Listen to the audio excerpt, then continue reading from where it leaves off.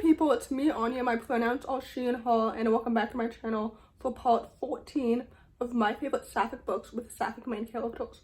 For those who don't know, because I've gained a few new subscribers lately, Sapphic is an umbrella term for woman-loving women, which includes non-binary people. So anyway, without any further ado, the first book on this list is called The Lucky List.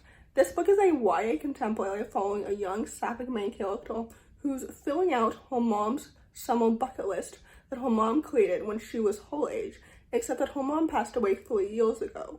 So this book is really good, and I really enjoyed it. First of all, the plot was so intriguing and so engaging. Second of all, the writing was so pretty and absolutely so lyrical and beautiful because the story was literally so well done. This book is so good and it's absolutely so underrated.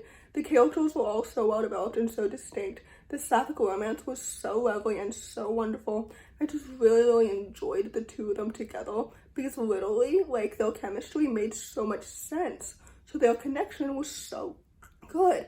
This book is absolutely so good, and like I said, so underrated. I loved the family dynamics. I loved every single part of this book. So anyway, overall, I would definitely highly recommend it. The next book on this list is called Missing Clarissa. This book is a YA thriller following a pair of best friends who start a true crime podcast about a cold case in their town, but not everyone in the town wants them to be investigating this mystery. This book is absolutely so good, and I really enjoyed it. I wasn't expecting to enjoy this book because this book is advertised for fans of Sadie and A Good Girl's Guide to Murder, and I'm not part of that fan demographic, but I ended up really enjoying this book. It's so good. The plot was so intriguing and so engaging. I was so captivated by the mystery from the beginning to the end. I loved all of the podcast elements. It kind of reminded me of Only Murders in the Building, which is one of my favorite TV shows of all time, which again, I wasn't really expecting to enjoy. I was expecting to just watch that show for Selena Gomez and for Selena Gomez only, but here I am eagerly anticipating season 3. Anyway, I digress. The point is, the characters were all so well developed and so distinct.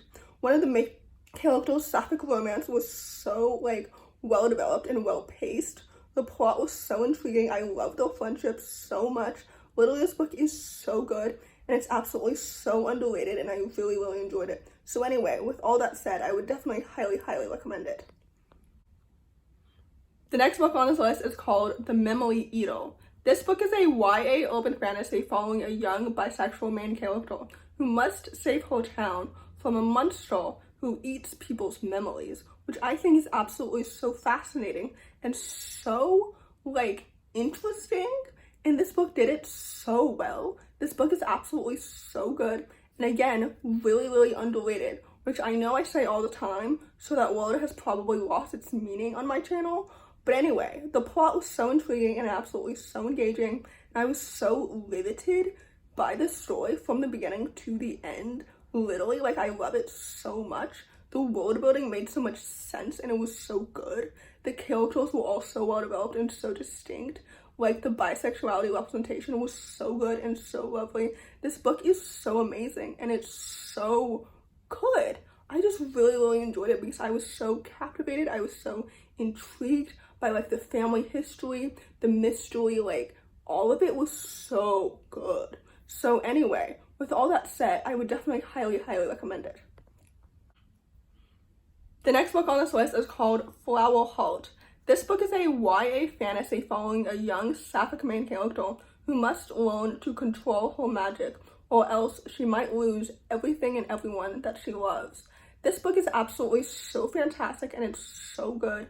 People have compared the aesthetic of this book to a Studio Ghibli movie, which I definitely agree with, even though I've never seen a Studio Ghibli movie. Actually, I've seen one Studio Ghibli movie. But anyway, I understand the comparison just because, first of all, the world building of this story was so whimsical and so magical. And I think that's where the comparison comes from. The plot was so intriguing and so engaging. The romance was so cute and so well done because the main characters were so well developed and so distinct. And the magic was so interesting and it made so much sense. You know what I mean? This book is absolutely so good. And I really enjoyed it, and it deserves so much more hype So anyway, with all that said, I would definitely highly recommend it.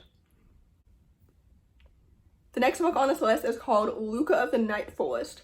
This book is another YA Sapphic fantasy following a young Sapphic main character who must strike a dangerous bargain in order to save her sister.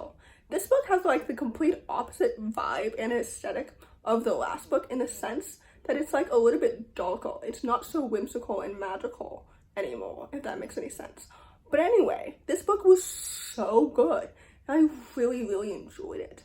Like, it was so awesome and so excellent. The plot was so intriguing and so engaging. The world building was absolutely so good, and it made so much sense. And it was so rich and stunning. The characters were all so well developed and so distinct. The sister relationship was so lovely and so wonderful. The Sapphic romance like made so much sense, and I love them so much. This book is so incredible, and it deserves so much more hype. Literally, like, this book is so good. I had really low expectations for this book before reading it because this author previously wrote, I believe, the Reset the Dark on Fire duology, which I didn't particularly love, but this book absolutely exceeded those low expectations, and I really enjoyed it. So anyway, overall, I would definitely highly recommend this book. The next book on this list is called Camp Quiltbag. This book is a middle grade contemporary following two queer main characters at a summer camp. One of the main characters identifies as a lesbian, and the other one is a transgender main character. This book is absolutely so good and so excellent. For those who don't know, this book was one of my most anticipated 2023 new releases of the entire year, and absolutely lived up to the hype. Like, it was so good. The two character perspectives worked so well together. I love their friendship. I love them individually. The plot was so intriguing and so engaging. Like, the queer coming of age, like, journeys were so good and so wonderful because the representation was so fantastic, and I really enjoyed it. The camp setting was so, like, cool and so nice. I love these, like, happy, fluffy, feel-good stories, especially for the young queer audience, you know what I mean? Because they deserve a happy future.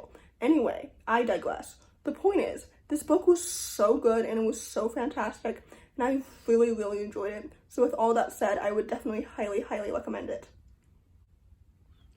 The next book on this list is called Dear Medusa. First of all, there's a trigger warning on this book for sexual assault because this book is a YA contemporary following a young bisexual main character who's coping with sexual assault as she grapples with how to reclaim her body as well as herself. I hope that makes sense. This book is absolutely so good, and I really enjoyed it. First of all, the writing is so lyrical, and it's absolutely so pretty. The free verse format worked so well for this book. The plot was so intriguing and so engaging. The characters were all so well developed and so distinct.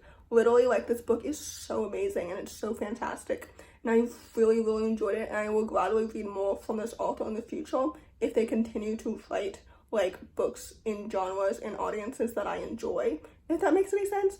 But anyway, I digress. This book is absolutely so good and it's so excellent.